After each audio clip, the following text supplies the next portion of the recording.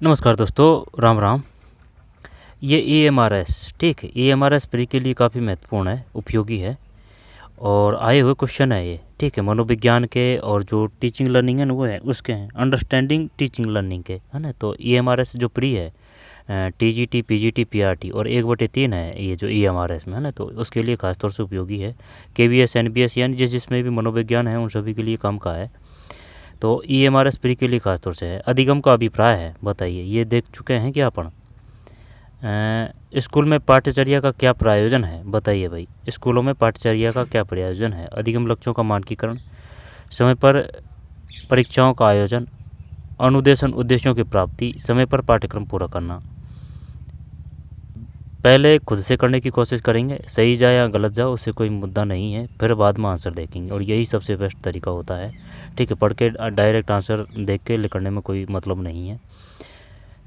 कौन सा है ये? 64।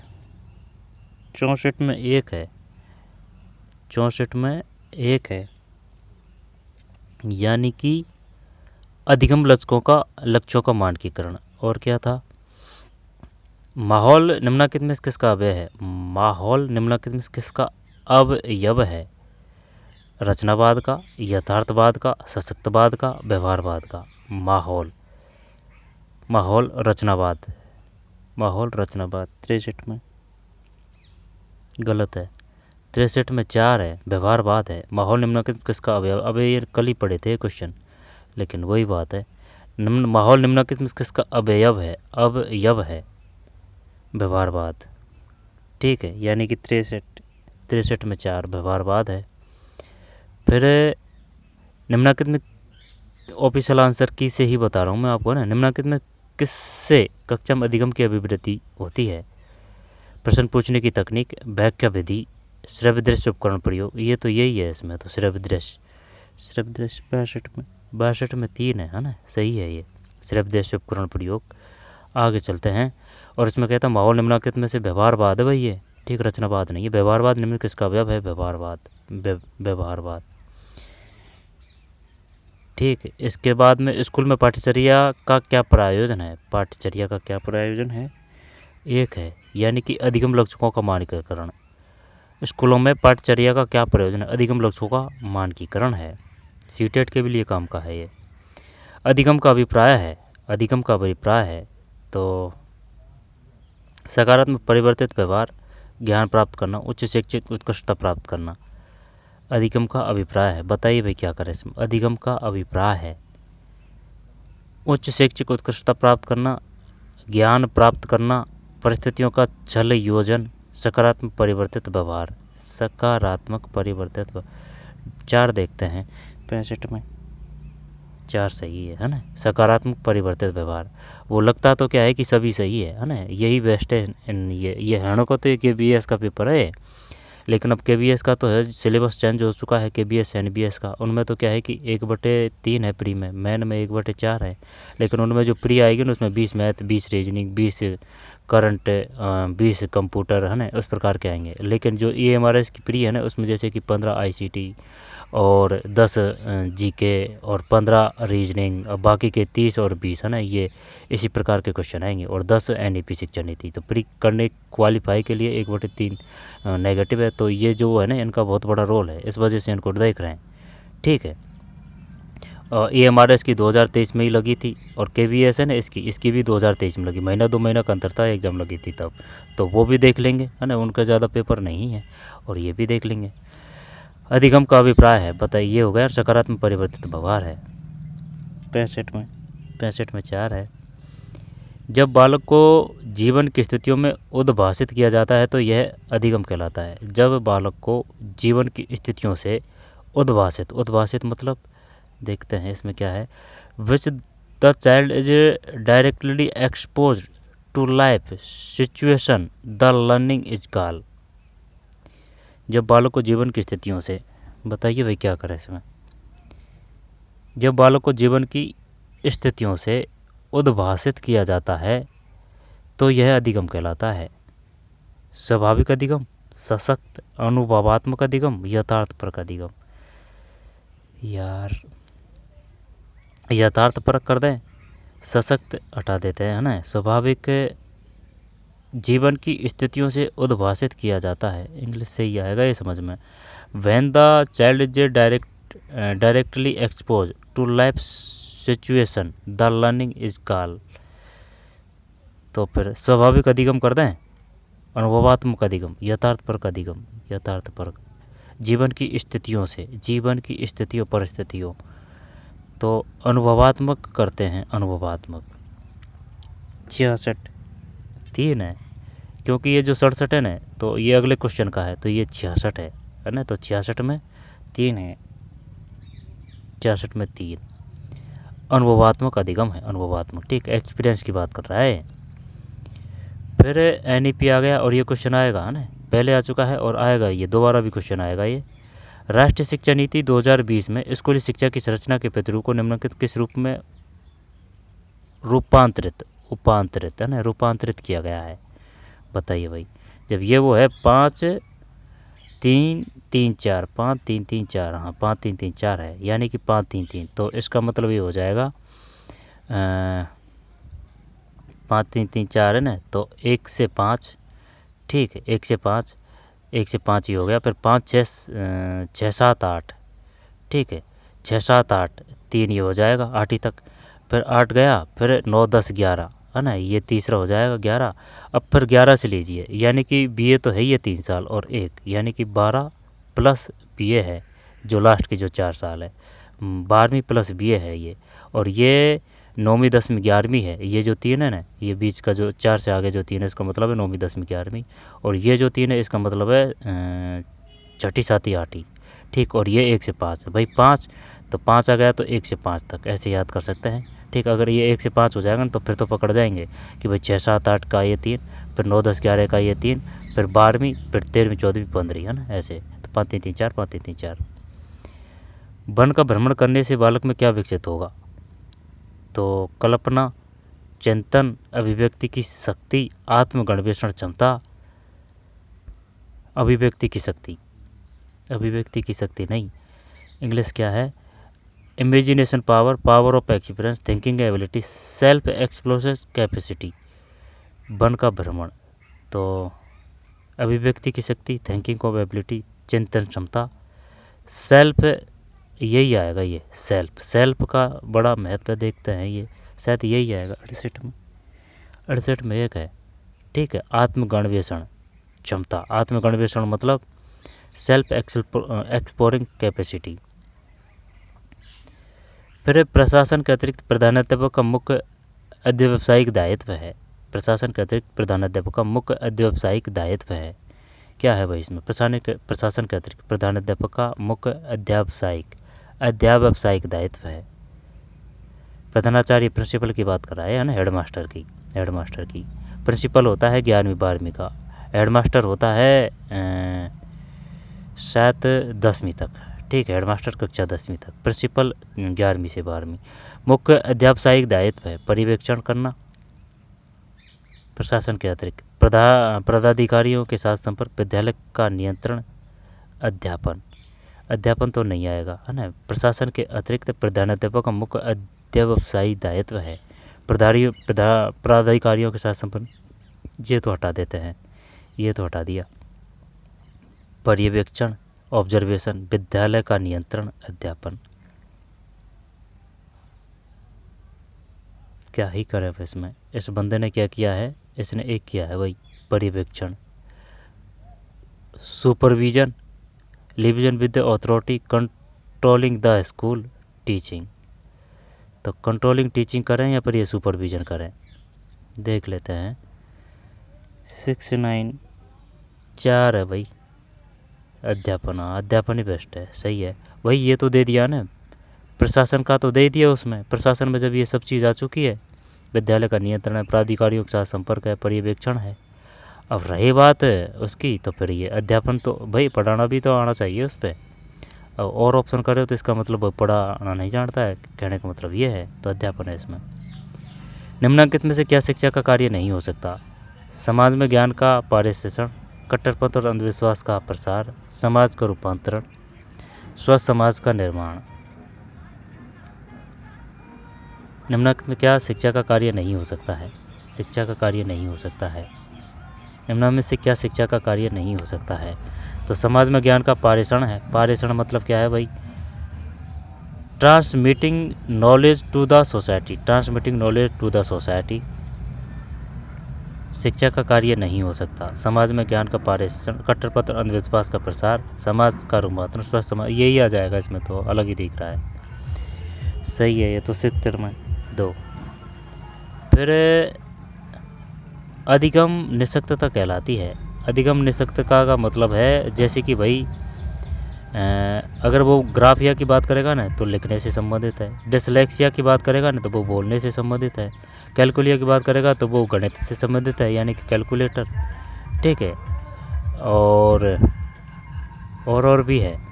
डिसग्राफिया, डिसकैलकुलिया गणित से संबंधित, डिसलेक्सिया ऑटिज्म तो निःशक्तता कहलाती है। ये तो ऑटिज्म है, लेकिन डिसलेक्सिया से संबंधित 2 आते हैं ना, उनमें कंफ्यूज होते हैं बार बार, और में तो नहीं होते। ये तो ऑटिज्म है, इसमें तो 3 71 में 3।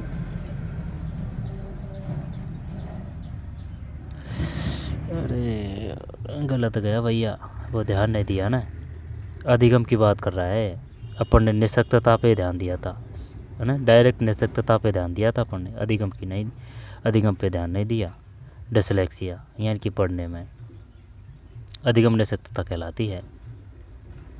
लर्निंग डिसेबिलिटी, ठीक है। और अगर ये अधिगम हटा देता ना इसको और निःशक्तता, तो फिर ये ऑटिज्म ही था। डिसलेक्सिया है, बोलने से संबंधित। SBPL पढ़ना बोलना, हाँ SBPL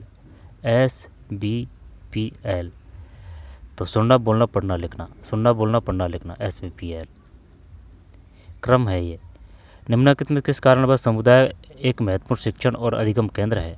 निम्नलिखित में से किस कारणवश समुदाय एक महत्वपूर्ण शिक्षण और अधिगम केंद्र है? बताइए भाई। निम्नलिखित में से किस कारणवश समुदाय एक महत्वपूर्ण शिक्षण और अधिगम केंद्र है? निम्नलिखित में किस कारणवश समुदाय एक महत्वपूर्ण शिक्षण और अधिगम केंद्र है?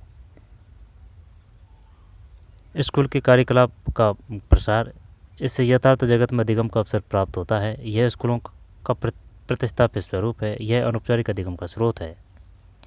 निम्नलिखित में से किस कारणवश समुदाय एक महत्वपूर्ण शिक्षण और अधिगम केंद्र है? निम्न किस कारणवश समुदाय एक महत्वपूर्ण शिक्षण और अधिगम केंद्र है? समुदाय की बात कर रहा है। स्कूल के कार्यकलाप का प्रसार, इससे यथार्थ जगत में अधिगम का अवसर प्राप्त होता है। यह स्कूलों का प्रतिस्थापित स्वरूप है। यह अनौपचारिक अधिगम का स्रोत है। इंग्लिश देखते हैं। The community is a important teaching और लर्निंग सेंटर बाई कम्युनिटी समाज की बात है, तो समाज को तो वो बोलते हैं अनौपचारिक, स्कूल को बोलते हैं औपचारिक, यानी कि जो संगठन है उसको औपचारिक बोलते हैं। महत्वपूर्ण शिक्षण और अधिगम केंद्र है। महत्वपूर्ण शिक्षण और अधिगम केंद्र स्कूल के कार्यकलाप का प्रसार, इसके यथार्थ अधिगम का अवसर प्राप्त होता है। यह स्कूलों का प्रतिस्थापित स्वरूप है। यह अनौपचारिक अधिगम का स्रोत है। ये 1-4 करते हैं। 75 में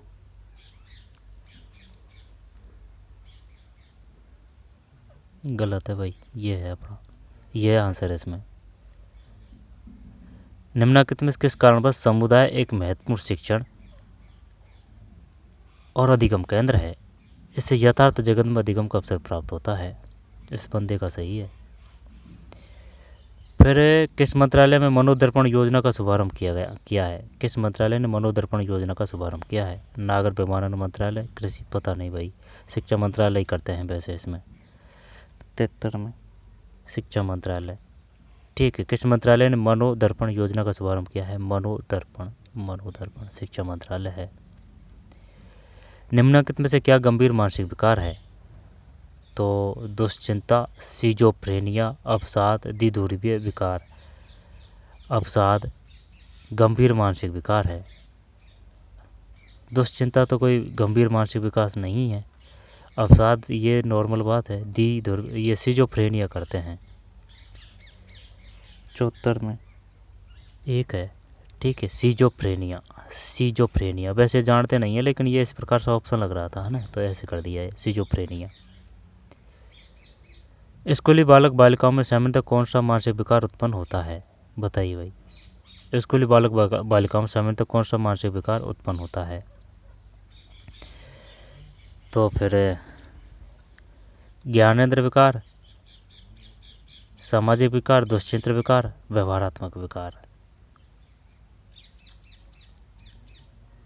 75 में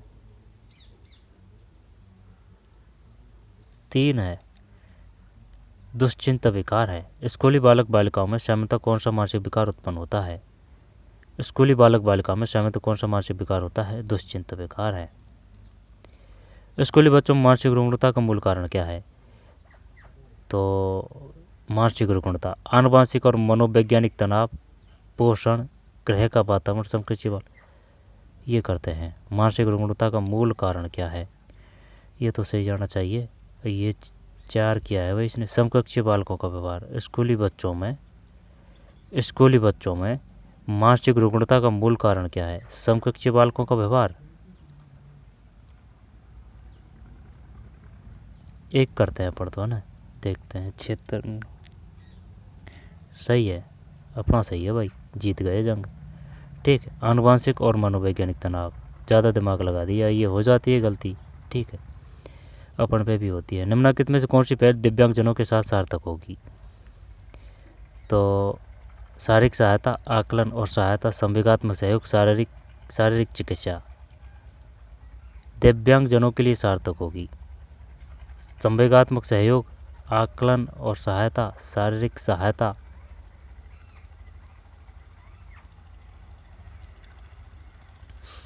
दिव्यांगजनों के लिए सार्थक होगी, यही करते हैं। सबसे बेस्ट तो यही रहेगा भाई। जैसे कि कोई पैर से लाचार है, तो अगर जैसे उसको कृत्रिम पैर दिया जाए तो वही रहेगा ना उसके लिए बेस्ट। क्या संवेगात्मक रहेगा और उसका आकलन कर रहा ही रहेगा, या फिर शारीरिक सहायता ही रहेगा, है, या फिर ये शारीरिक सहायता आ जाएगा कि जैसे कि कोई विकलांग है तो उसको नदी पार करवा दी। चल 4 देखते हैं, गलत ही तो होगा। 77 में 2 है ना, 77 में 2 है, इसका भी गलत है, अपना भी गलत है। ये है आकलन और सहायता। निम्नलिखित में कौन सी पहल दिव्यांगजनों के लिए सार्थक होगी? आकलन और सहायता है। अच्छा, आकलन और सहायता, कौन सी पहल दिव्यांगजनों के लिए सार्थक होगी? आकलन और सहायता। आगे चलते हैं, आकलन और सहायता, फंसा दिया हुआ इसने तो। आकलन और सहायता दिव्यांगजनों के लिए सहायक होगी, मतलब एसएस एंड असिस्ट, आकलन और सहायता। कक्षा में बौद्धिक निषेधता की पहचान कैसे की जा सकती है? बौद्धिक निषेधता की पहचान कैसे की जा सकती है? बेचैनी है बौद्धिक निषेधता की, अकेलापन है, कम बोधगम्यता है, दुसमायोजन। बौद्धिक निषेधता की पहचान कैसे की जा सकती है? तो अकेलापन तो नहीं आएगा, बेचैनी भी ये आएगा ना, ये कम बोधगम्यता, इससे ही पता चलेगा भाई। 3 करते हैं 78 में, ये तो सही है, कम बोधगम्यता। ठीक है, कम बोधगम्यता। कक्षा में बौद्धिक निषेधता की पहचान कैसे की जाती है? कम बोधगम्यता है। फिर मानसिक स्वास्थ्य से संबंधित छोटी मोटी समस्या के निवारण हेतु विद्यालय को क्या करना चाहिए? मानसिक निवारण विद्यालय को क्या करना चाहिए?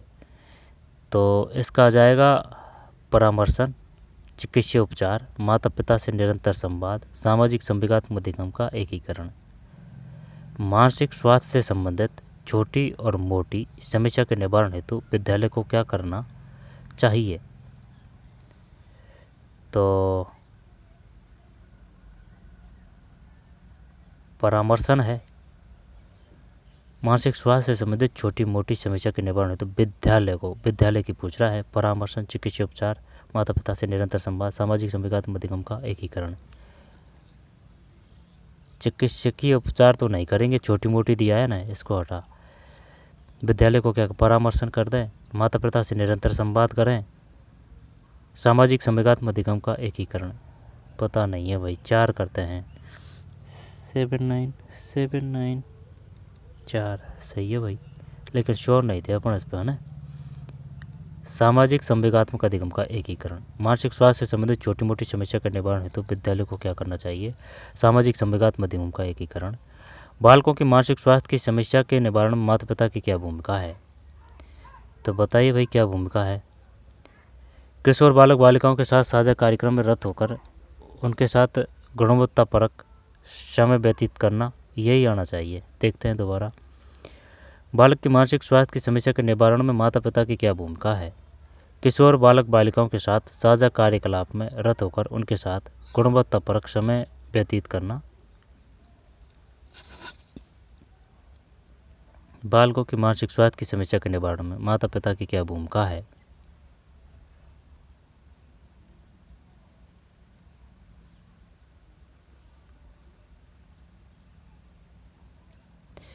ये आना चाहिए। माता पिता किशोरवत्ता संबंधी समस्याओं के बारे में जानकारी होनी चाहिए। मानसिक की पूछ रहा है, बालक की पूछ रहा है, किशोर की वो बात ही नहीं कर रहा है। माता पिता की गुणवत्तापूर्वक समय व्यतीत, यही है, एक ही है, एक 80 80 80 80 में एक ही है ना, एक ही 80 में। दोबारा से देखते हैं। बालक की मानसिक स्वास्थ्य की समस्या के निवारण में माता पिता की क्या भूमिका है? किशोर बालक बालिकाओं के साथ साझा कार्यकलाप में रत होकर उनके साथ गुणवत्तापरक समय व्यतीत करना। फिर स्कूल की भावी योजना, इसका दर्शन निम्नलिखित में से किस में दर्शाया जाएगा? स्कूल की भावी योजना और इसका दर्शन निम्नलिखित में किस में दर्शाया जाएगा? स्कूल की भावी योजना, स्कूल की भावी योजना और दर्शन का निम्नलिखित किस में दर्शाया जाएगा? तो फिर क्या करें भाई? इसका स्कूल की भावी योजना और इसका दर्शन किस में दर्शाया जाएगा? भावी योजना और इसका दर्शन निम्न किस में दर्शाया जाएगा?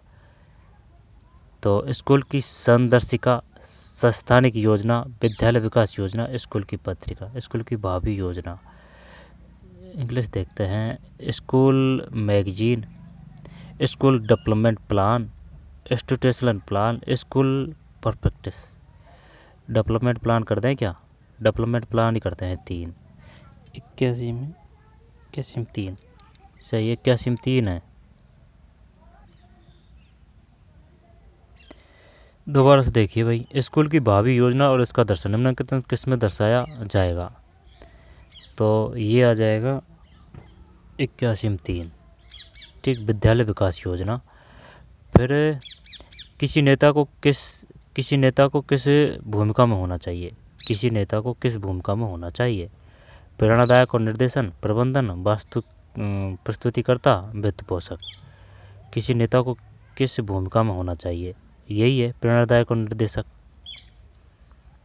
82 में, ठीक, 82 में एक है, प्रेरणादायक और निर्देशक। प्राध्यापक उचित व सम्यक योजना निर्माण के लिए किसकी सहायता लेगा? प्रधानाध्यापक उचित सम्यक योजना निर्माण के लिए किसकी सहायता लेगा? जिला कलेक्टर तो नहीं, स्कूल प्रबंधन इकाई लेगा। स्थानीय प्राधिकारी, शिष्य अध्यापकगण और माता पिता। शिष्य अध्यापकगण और माता पिता। प्राध्यापक उचित सम्यक योजना के निर्माण के लिए है ना, ये 2 करते हैं 83 में। 83 में 4 है भाई, ठीक, 83 में 4 है, यानी पब्लिक, टीचर एंड पेरेंट्स। और स्कूल प्रबंधन मतलब स्कूल मैनेजमेंट किया था भाई अपने, गलत गया, 4 है इसमें 83 में। शिष्य अध्यापकगण और माता पिता सही है। फिर किसी स्कूल का नेतृत्व करने वाले व्यक्ति में निम्नलिखित सर्वाधिक महत्वपूर्ण व सर्वापेक्षित गुण क्या है?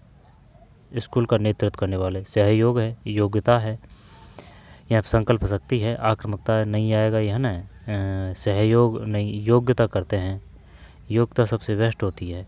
तो 84 में 3 संकल्प शक्ति है और इसका 1 है। और अपन ने क्या किया था? योग्यता किया था ना, योग्यता अपना गलत है, इसका सहयोग भी गलत है, इसमें है आंसर संकल्प शक्ति। किस स्कूल का नेतृत्व करने वाले व्यक्ति में सर्वाधिक महत्वपूर्ण है? वह संकल्प शक्ति। सर्वाधिक गुण क्या है? संकल्प शक्ति।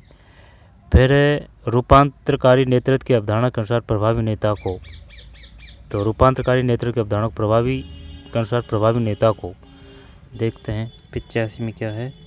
1 है। लोगों को अभिप्रेरित और प्रेरित करना चाहिए, लोगों को भी प्रेरित और प्रेरित करना चाहिए। रूपांतरकारी नेतृत्व की अवधारणा के अनुसार प्रभावी नेता को लोगों का भी प्रेरित और प्रेरित करना चाहिए। किसी नेता का अनिवार्य गुण क्या है? तो अनिवार्य गुण है 86 में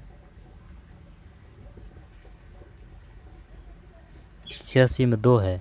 2 का मतलब अन्य व्यक्तियों को प्रेरित करना। फिर निम्नलिखित में क्या किसी नेता का गुण नहीं हो सकता? ईमानदारी, सत्यनिष्ठा, विश्वास की कमी तो बिल्कुल नहीं आएगा, और सब है जवाबदेही, है ना, विश्वास की कमी नहीं आएगा। एक शिक्षाविद के रूप में प्रधानाध्यापक की क्या भूमिका है? तो 88 में 4 है, ठीक है।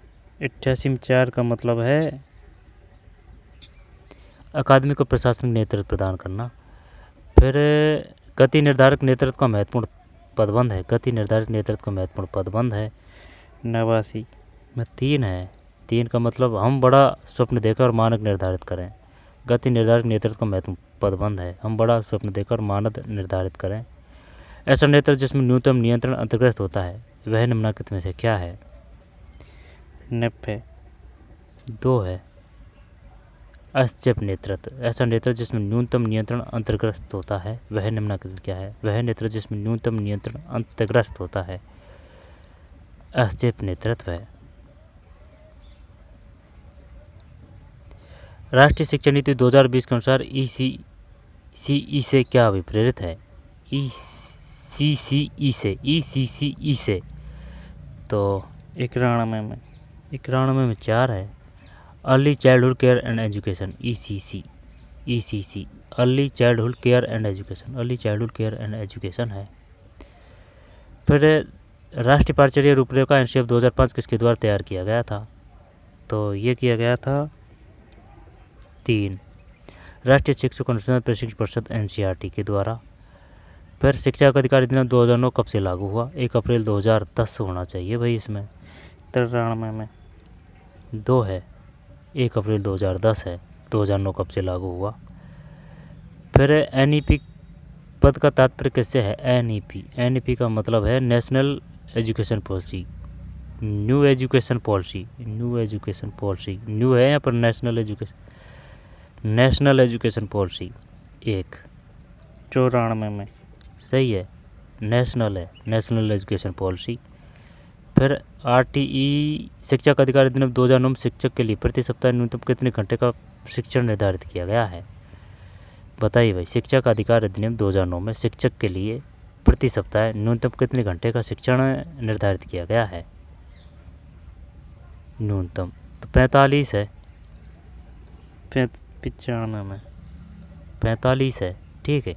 शिक्षा का अधिकार अधिनियम 2009 में शिक्षक के लिए प्रति सप्ताह न्यूनतम कितने घंटे का शिक्षण निर्धारित किया गया है? 45 घंटे। शिक्षा का अधिकार अधिनियम 2009 के अनुसार किसी भी बालक को किसी कक्षा तक प्रतिरोध का सामना नहीं करना पड़ेगा। ये कक्षा 8 तक है, यानी कोई फेल नहीं करेगा भाई 8 तक, ठीक है। 8 तक नहीं करेगा फेल, प्रतिरोधक का सामना नहीं करना पड़ेगा, यानी फेल नहीं करेंगे आप 8वीं तक। 96 में 1 है, 8वीं तक।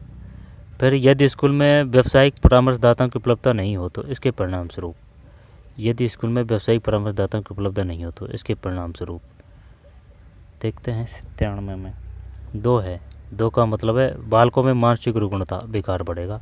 यदि स्कूल में व्यावसायिक परामर्शदाताओं की उपलब्धता नहीं हो तो इसके परिणाम स्वरूप बालकों में मानसिक रुग्णता विकार बढ़ेगा।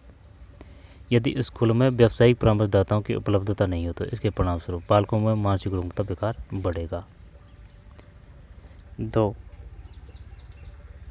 ठीक है। 97 में 2 है, बालकों में मानसिक रुग्णता विकार बढ़ेगा। यदि स्कूल में व्यावसायिक परामर्शदाताओं की उपलब्धता नहीं हो तो इसके परिणाम स्वरूप बालकों में मानसिक रुग्णता विकार बढ़ेगा।